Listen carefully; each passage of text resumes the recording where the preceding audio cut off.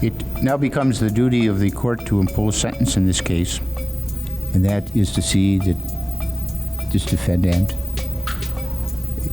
never again has the opportunity to walk the streets of our community as a free man.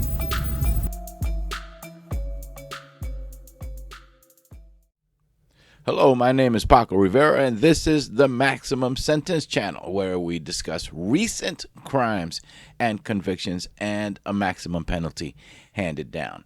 You can also follow me on Facebook for updates and more. There will be a link to my Facebook in the description below. About 15 miles from Atlanta, Georgia, just a 20-minute drive, is the city of Doraville. With the Doraville Police Department had worked a cop named Miles Bryant. On June 12th of this year, 2024, Bryant, who is now 23 years old, was found guilty in court for kidnapping and murder. He was found not guilty on the attempted rape charge, though investigators continue to believe that was the primary motive for his crime. This crime was so horrible that even the judge overseeing the trial had at one point become visibly emotional as family members were giving impact statements during the penalty phase. When Bryant was asked if he would like to say anything, he had only said, quote, "I just want to apologize to everybody, to the victim's family, that is," unquote. However, it should be noted that Miles Bryant continues to claim that he is innocent. Bryant then received the maximum sentence, life in prison with no chance of parole. Malice murder. We, the jury, found the defendant guilty. Count 2, felony murder. We, the jury, find the defendant guilty. Count 3, kidnapping. We, the jury, find the defendant guilty. On July 26th of the year 2022, at about 10 o'clock at night, a surveillance camera from a daycare facility on Singleton Road and Indian Trail Lilburn Road in Norcross, Georgia, shows 16-year-old Susana Morales walking alone along a road. She had just left a friend's house in Norcross and was headed home. At some point after she went out of view from that camera, Susana vanished. She disappeared. By the following day, Susana's family had reported the young girl missing to the Gwinnett County Police Department. The family believes that police did not take the report seriously and that the girl was probably a runaway. Family and friends knew differently, and they went out searching for Susana themselves. However, with no luck. Susana and many in her family had an app on their cell phones called Life 360. This is an excellent app that I also have with my children, now grown, and that I highly recommend. It provides your exact location data to everyone in your family who also has the app. And the purpose of that is to make sure that everyone is safe. The app also has a feature called Crash Alert that will indicate if someone has been in a crash while driving. Family at first believed that Susana had gotten into a vehicle. The Life 360 app showed that Susana had left her friend's house walking. The Life 360 will tell you that. And a few moments later began traveling at almost 40 miles per hour in the opposite direction, now showing her in a car. This could only mean that she got into or was forced into a vehicle. Not long after, a crash alert is shown, something that will happen if the location data on the app shows a very sudden change of direction while traveling straight at high speed. Of course, that alert would also trigger if someone tossed the cell phone out the window of a moving vehicle, which is likely in this case what happened. Unfortunately, Susana wasn't found by her family in the hours and days after her disappearance, nor her cell phone. 7 months later, on February 6th, 2023, last year, a man named Matthew Gilbert was walking along the road when he discovered the remains of Susana Morales' body lying in a wooded area off Highway 316 on Drowning Creek Road in Decula, Georgia. This is about 20 miles from where Susana Morales was last seen.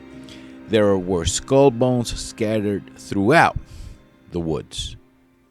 Specifically, I found a human skull. There were bones scattered throughout the woods.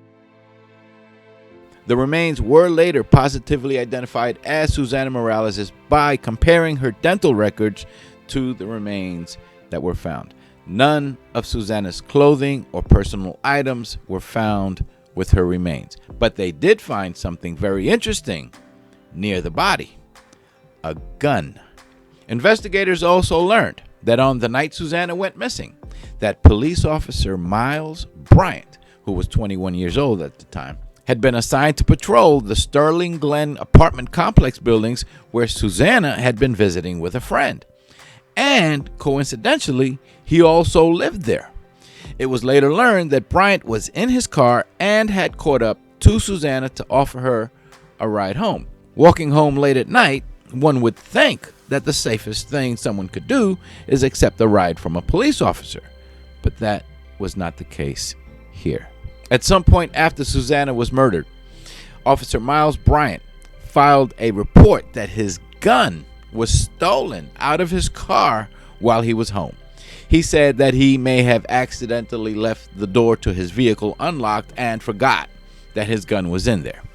These are actual screenshots of body cam footage from the police officer taking the report about the stolen gun. Well, that gun, as it turns out, was the gun found near the remains of Susana Morales. That gun was traced back to Bryant after the body was found in February of 2023. It is unclear if Bryant accidentally dropped it during the assault on Susana Morales and never went back to look for it, or if he discarded the weapon there thinking the body will never be found, so neither will his gun ever be found. Because of the condition of the remains, the medical examiner was unable to determine a cause of death, and he couldn't say if the victim had been the victim of an indecent assault. No bodily fluids or DNA was found, and that is exactly what Bryant told a jailhouse snitch cellmate while awaiting trial.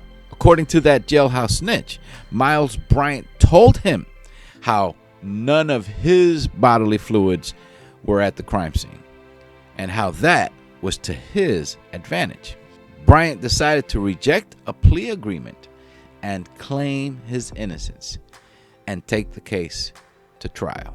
Using cell phone tracking data, forensic examiners were able to conclusively conclude that Susana was in fact inside Bryant's car, after Bryant, when questioned, at first had stated that he never had any close contact with the victim.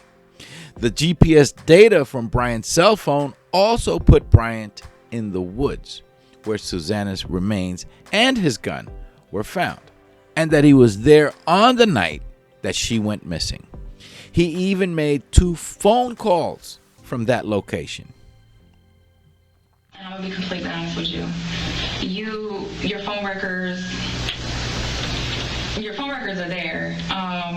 You made 2 phone calls 3 hours after she's last seen on camera. And your gun is found right there as well with your phone, where those 2 phone calls are placed. Help me out. I understand where this is coming from. No, I'm saying, I know you do. Just help me out a little bit. Yeah. I don't know what you're thinking. Bryant had also claimed that he was with his girlfriend on the evening of July 26th, the night Susana went missing. But that woman had said, when questioned, that she broke up with Bryant in June, a month earlier, and at no time were they together at her home after that. Miles Bryant's defense attorney stated during closing arguments that Bryant was in those woods, and that is where he lost his gun. He said Bryant filed a false report that the gun was stolen because he was afraid of losing his job as a police officer by saying he lost it. The defense attorney also said that just because Bryant was in those woods and that his gun was found there does not mean that he killed Susana Morales. That she was not there with Bryant when he lost his gun, and he had no contact with her after giving her a ride and dropping her off. It might be fair to say that Bryant should have accepted a plea deal if that was the story that he was going to give in court. Instead, he decided to challenge the charges against him, obviously thinking that he was going to be found not guilty and set free. But Bryant was found guilty of the kidnapping and murder. He was found not guilty of the rape, and that is likely because of the condition of the remains of the body when it was found, and that charge could not be positively proven. But we are not stupid. What other motive would there be for a man to kidnap a 16-year-old girl and take her into the woods? Regardless, Miles Bryant was sentenced to life in prison with no chance of parole. It was also learned at trial that Miles Bryant had been disciplined several times for improper conduct while working with the Doraville Police Department, and several women testified about his stalking and indecent behavior. Special Prosecutor Brandon Delfont told the jury, "He took an oath to uphold all the laws. He is one of the people that we should trust to enforce the law, somebody we should hold to a higher standard because of his role in enforcing the law. But he didn't do any of those things. Instead, he abused the law, and he used his badge, and he used his position to satisfy his own indecent desires." According to Susana Morales' obituary, Susana Morales was a bright, kind, and loving 16-year-old girl. She loved her family, loved her friends, and had a talent for music. She loved to sing and play piano and was teaching herself guitar and ukulele. She will be extremely missed. She was abundantly loved. Please remember to subscribe for more of these true crime stories so that you are alerted when the next one comes out. You can also follow me on Facebook for updates. There will be a link to my Facebook in the description below. My name is Paco Rivera. Take care, and bye for now.